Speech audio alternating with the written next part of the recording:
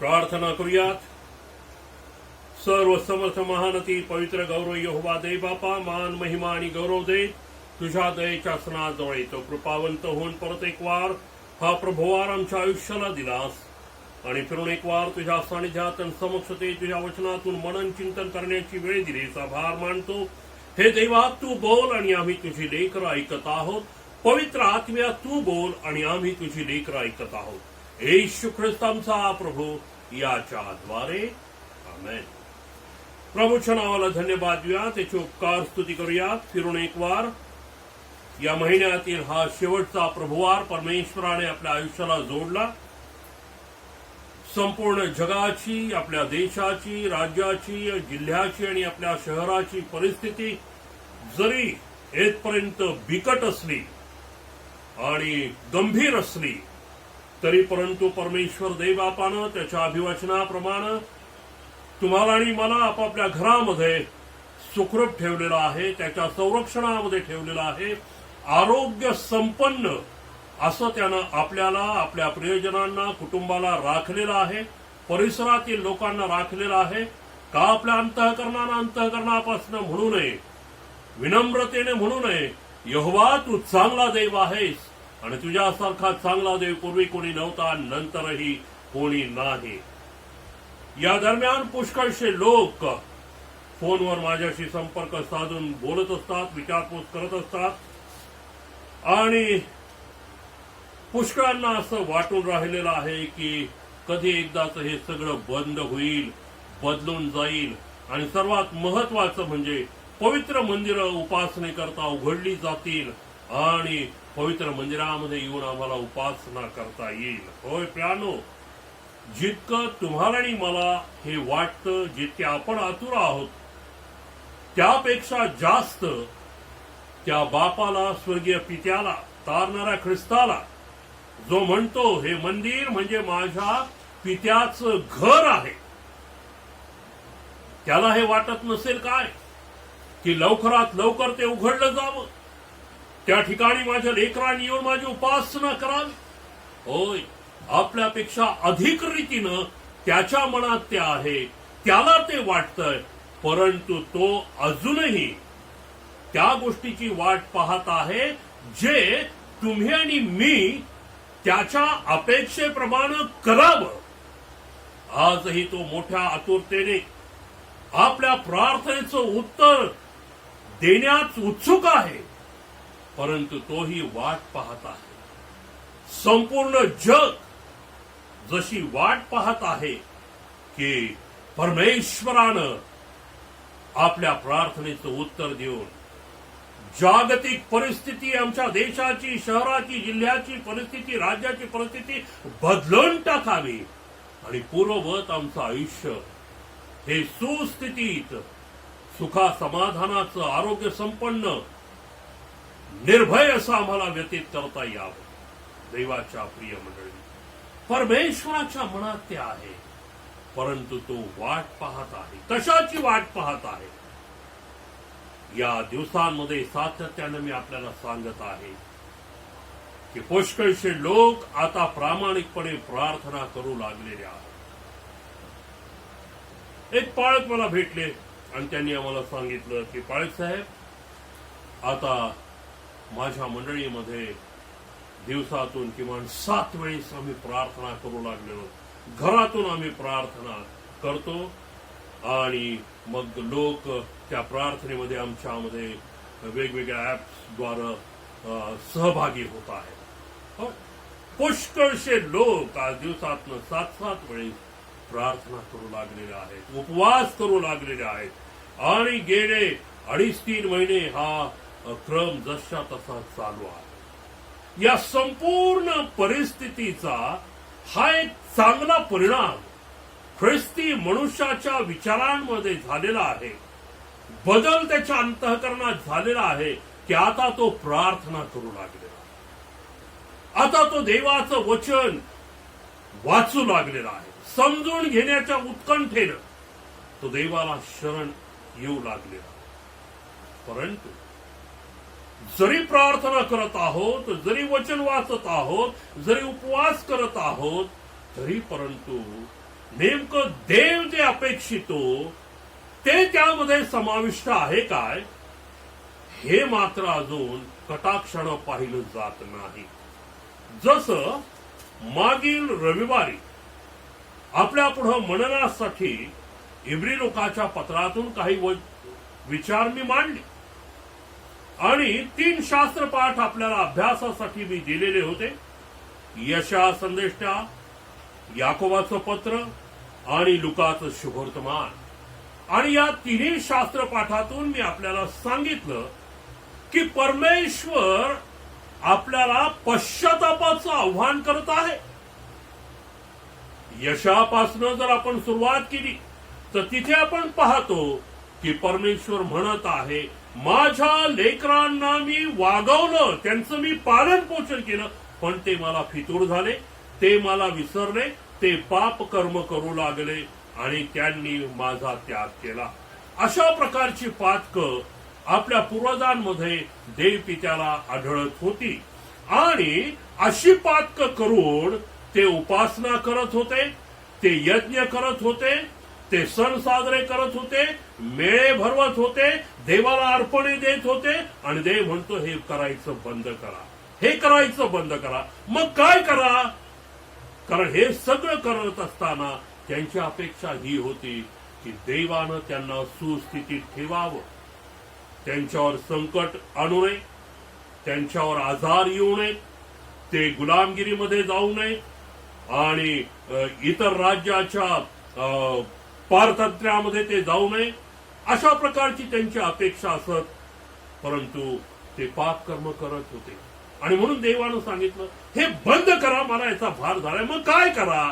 तर पहिली गोष्ट त्यांनी सांगितली, आपणास धुवा आणि स्वच्छ करा. आणि मग मी आपल्याला सांगितलं की ही धुण्याची प्रक्रिया सुद्धा तारणारा ख्रिस्तानं त्याच्या रक्ताद्वारे आपल्यासाठी पूर्ण केली, ज्याची आठवण आपल्याला पेत्रानं त्याच्या पत्रामध्ये करून देताना स्पष्ट म्हटलेलं आहे की वाडवडिलांपासून चालत आलेल्या परंपरेने नाही, सोनं रुपयानं नाही, येशूच्या निर्दोष रक्तानं तुम्ही धुतले गेलेला आहात. हो, ती प्रक्रिया आपल्या जीवनात पूर्ण झाली आहे काय? जर होय तर प्रार्थनेचं उत्तर मिळणार आहे. त्यानंतर याकोबाच्या पत्रातून सुद्धा आपण तेच पाहिलं. परमेश्वरानं काय सांगितलं की तुमच्यामध्ये लढाया आहेत, भांडणं आहेत, वादविवाद आहेत, तंटे बकडे आहेत आणि असं असताना तुम्ही मागता पण तुम्हाला मिळत नाही. तुम्ही मागता तुम्हाला मिळत नाही. आपल्या चैनी करता तुम्ही मागता, अयोग्य प्रकारे तुम्ही मागता. आपल्याला मागत असताना योग्य प्रकारे आपण मागत आहोत काय? देवाला रुजेल, देव मान्य करेल अशा रीतीने मागत आहोत काय? याचं आत्मपरीक्षण करण्याची गरज आहे. शुभवर्तमानामधून आपल्याला गोष्ट पाहायला मिळाली 6व्या अध्यायाच्या 37 ते 47 वचनामध्ये. 47व्या वचनामध्ये स्वतः येशू ख्रिस्त म्हणतो, तुम्ही मला प्रभूजी प्रभूजी म्हणता, पण मी सांगतो ते तुम्ही काय ऐकत नाही. होय, नुसतं प्रभूजी प्रभूजी म्हणून आपल्या मागण्या त्याला सादर करणं आणि आपल्याला देवानं उत्तर द्यावं ही इच्छा बाळगणं हे देवाला रुजत नाही. आणि म्हणून मग तो उत्तर देत नाही आणि तो ऐकतही नाही. मग काय करणं गरजेचं आहे? ज्या वेळेस आपण देवाच्या वचनातून पाहतो, नेहम्याला ज्यावेळेस आपण आपल्या समोर ठेवतो, पहिल्याच अध्यायामध्ये आपल्याला पाहायला मिळतं की नेहम्याला त्याचे भाऊबंद दुरावस्थेमध्ये आहेत. नेहम्या स्वतः गुलाम म्हणून आलेला आहे, दास्यामध्ये आहे आणि असं असताना त्याला निरोप मिळतो आहे की त्याचे भाऊबंदही दुरावस्थेमध्ये आहेत. शत्रू पक्षाने यरुशलेमेचा सर्व नायनाट करून टाकलेला आहे आणि यरुशलेम दुरावस्थेमध्ये आहे, भाऊबंद दुरावस्थेमध्ये आहे. मग हे ऐकल्यानंतर नेहम्याने काय केलं? पहा, नेहम्याने काय केलं हे ऐकल्यानंतर 4थ्या वचनापासून, हे ऐकताच मी खाली बसून रडू लागलो आणि बरेच दिवस विलाप करीत राहिलो. मी उपास करून स्वर्गीच्या देवाची प्रार्थना केली.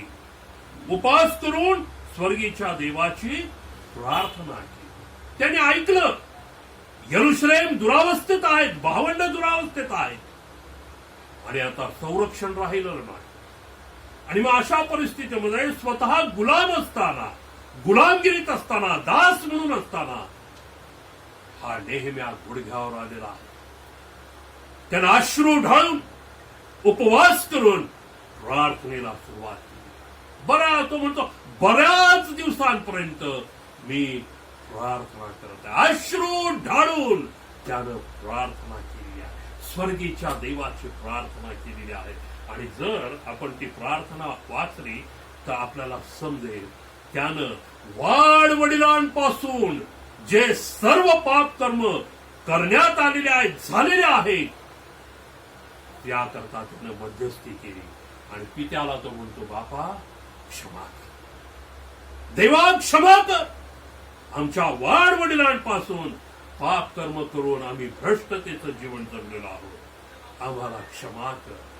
ही दुरावस्था दूर होण्यासाठी, यरुशलेमेला नवं स्वरूप प्राप्त होण्यासाठी, यरुशलेमेचा वेशी नव्यानं उभ्या करण्यासाठी नेहम्या देवाला शरण येतो, मनोभावे शरण येतो, अंतःकरणापासून शरण येतो आणि तो प्रार्थना करतो, तो स्वर्गीच्या देवाची प्रार्थना करतो. आणि आपल्याला पाहायला मिळतं देवाच्या प्रिय ज्यावेळेस त्यानं प्रार्थनापूर्वक यरुशलेमेला उभं करण्याचा प्रयत्न केला, यरुशलेमेची दुरावस्था दूर करण्याचा प्रयत्न केला. आपले भाऊबंद दुर्दशेत आहेत हे त्याने ऐकलं, त्यांची दुर्दशा पालटली जावी म्हणून जेव्हा त्यांनी प्रार्थनापूर्वक कामाला सुरुवात केली त्यावेळेस त्याला काय दिसलं पहा. सर्व काही त्याने यरुशलेम नव्यानं उभी केली आणि आता तो समर्पणाची प्रार्थना करत आहे, आभार प्रदर्शनाची प्रार्थना करत आहे. आणि ही आभार प्रदर्शनाची प्रार्थना करत असताना तो काय म्हणतो, नेहम्या 9 अध्याय आणि 31 वचन, तू आपल्या दयेच्या बहुत कृत्यांना अनुसरून त्यांचा पुरा अंत केला नाहीस, त्यांचा त्याग केला नाही, कारण तू कृपाळू आणि दयाळू देव आहेस. तू कृपाळू आणि दयाळू देव आहेस. देवानं पुरा अंत केला नाही. दुरावस्थेत गेले देवाचे लोक पापकर्मांवर, परंतु पुरा अंत केला नाही. नेहम्यासारखा मध्यस्थ त्या ठिकाणी उभा राहू शकला, जो विश्वासणारा होता, नम्र होता, लीन होता, देवाला भिनारा होता. आणि त्या नेहम्याच्या प्रार्थनेचं उत्तर देवानं अशा प्रकारे दिलं की तो स्वतः जरी गुलामगिरीत होता तरी त्या राजाची मर्जी त्याच्यावर होती. आणि त्या राजानं त्याचं उतरलेलं तोंड पाहून त्याला विचारलं काय झालं. त्यानं सर्व वृत्तांत कथित केला आणि राजानं त्याला परवानगी दिली. कशासाठी? यरुशलेम नव्यानं उभी करण्यास. भावंड जे दुर्दशेत गेलेले आहेत, शोक करत आहेत, आक्रोश करत आहेत, त्यांना परत नव्यानं उभारण्यासाठी आज नेहम्यासारखं या भयंकर परिस्थितीमध्ये उभं राहण्याची गरज आहे. उभं राहण्याची गरज आहे. नेहम्याच्या प्रार्थनेला उत्तर का मिळालं? वचनातून जाणून का नेहम्याच्या प्रार्थनेला उत्तर मिळालं? गुलाम असताना का त्या राजाची मर्जी त्यानं संपादित केली आणि देवानं कसं त्याला सहाय्य करून यरुशलेम परत त्यानं उभी केलेली आहे. यरुशलेम नव्यानं त्यानं उभी केलेली आहे. देवाच्या प्रिय दुसरे इतिहास याचा 14वा अध्याय, दुसरे इतिहास याचा 14वा अध्याय आणि त्याच्यामध्ये आसा राजाविषयी आपल्याला एक प्रसंग पाहायला मिळतो.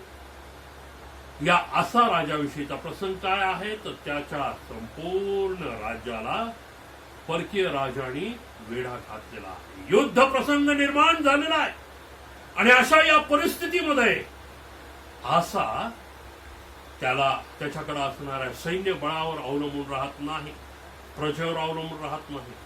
आसा काय करत आहे? आसानी परमेश्वराला शरण जाणं पसंत केलं आहे. परमेश्वराला तो शरण गेलेला आहे. पहा दुसरे इतिहास 14वा अध्याय आणि 11वा वचन. या प्रसंगी आसाने परमेश्वर आपला देव परमेश्वर ह्याची प्रार्थना केली. हे परमेश्वरा सबलांच्या विरुद्ध निर्बलांचं सहाय्य करणारा तुझ्या वाचून कोणी नाही. हे आमच्या देवा परमेश्वरा आमचे सहाय्य कर. आमची भीस्त तुझ्यावर आहे आणि तुझ्या नावावर भरोसा ठेवून या समूहाशी सामना करण्यास आलो आहोत. हे परमेश्वरा तू आमचा देव आहेस. मानवाचे तुझ्यावर वर्चस्व होऊ देऊ नकोस. काय प्रार्थना करत आहे. सबळ लोक निर्बलांवर हावी होऊ नयेत. आमचं सहाय्य कर. आणि परमेश्वरानं आसाची प्रार्थना केली. परमेश्वरानं आसाच्या प्रार्थनेचं उत्तर दिलेलं आहे. देवाच्या प्रिय प्रसंग बाका होता. सर्वत्र भय निर्माण झाले होतं. आसा सहित सर्व लोक घाबरलेले होते. शत्रू पक्ष प्रबळ होता. त्या मानाने यांची कुमक कमी असते.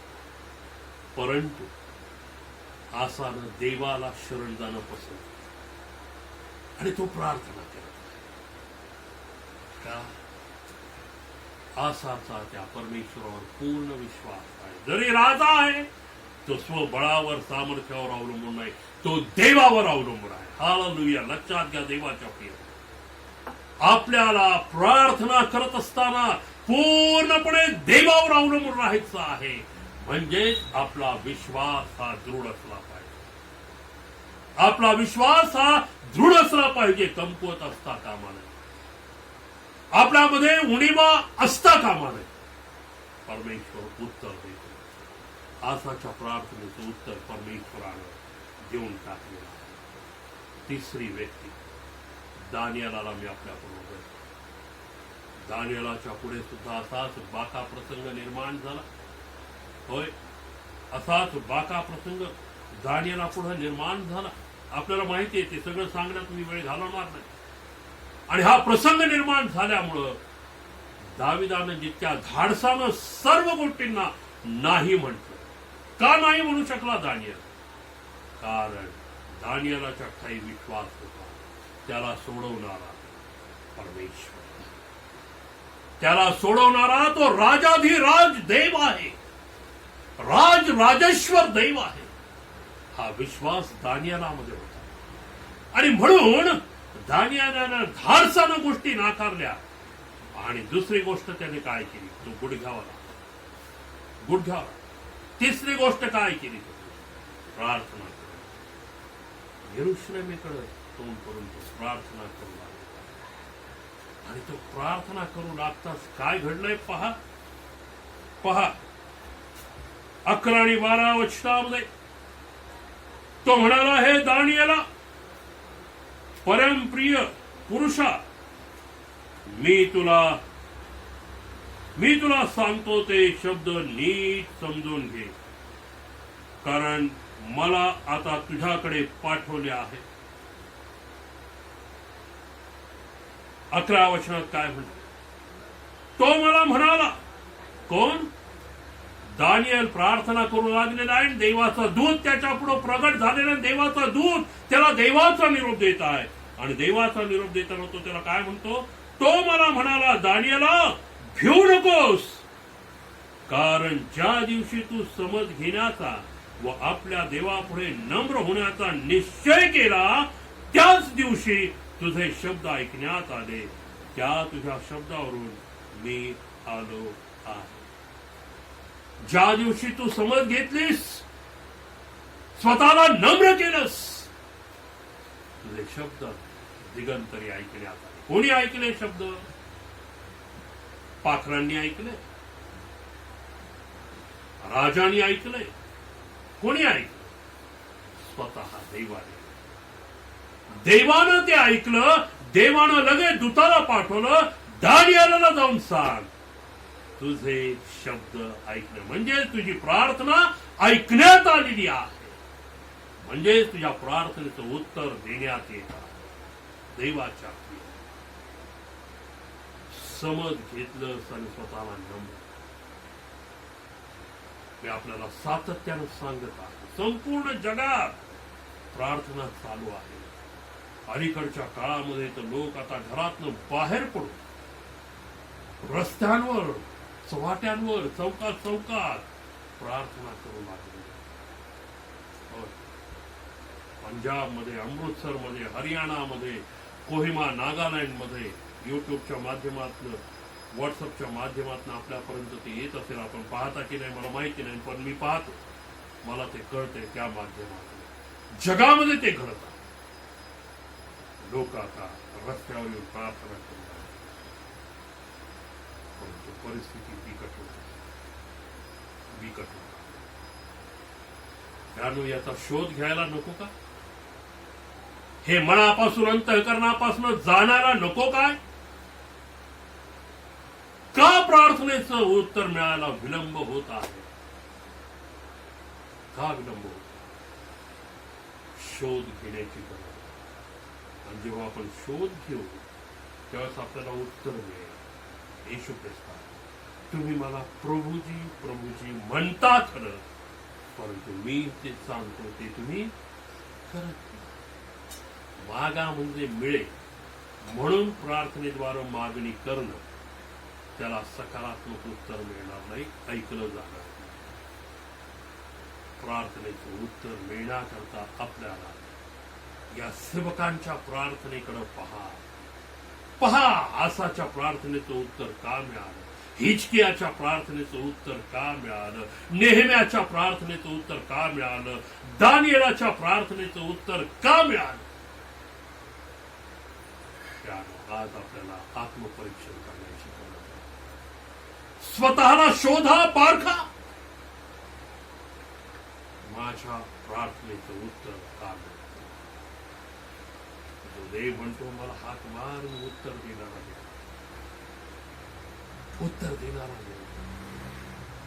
तो नक्की उत्तर द्यायला तयार आहे.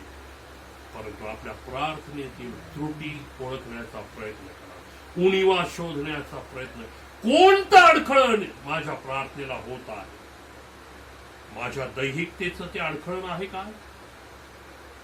माझ्या आचरणाचं ते अडखळण आहे काय?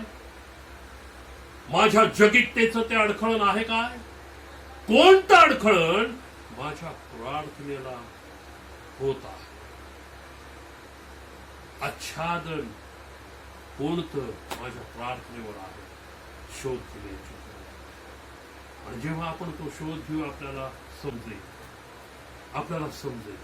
आणि मग जेव्हा त्या उणीवा दूर होऊ, आपण देवाकडे एवढीच प्रार्थना करू, देवा आम्हा पाप्यांवर दया कर. सर्व परिस्थिती देव बदलून टाकणार. त्यानं आज आपल्याला नेहम्यासारखं उभं राहण्याची गरज आहे. शद्रक, मेशक, अबेदनगो सारखं उभं राहण्याची गरज आहे. दानिएला सारखं उभं राहण्याची गरज आहे. होय, त्यानं आपल्याला उभं राहण्याची, अशा प्रकारे उभं राहण्याची गरज आहे. देव ही परिस्थिती बदलू इच्छितो. एका पास्टरने मला परवा सांगितलं, पास्टर, एक फोन एका बहिणीचा मला आला होता आणि ती बहीण मला घाबरलेली होती आणि म्हणे, मी तिला विचारलं काय झालं तुझं, का घाबरला तुम्ही? मग तिनं मला सांगितलं की रात्री मला स्वप्नामध्ये परमेश्वर देवानं काही गोष्टी प्रगट केल्या. काय प्रगट केलं?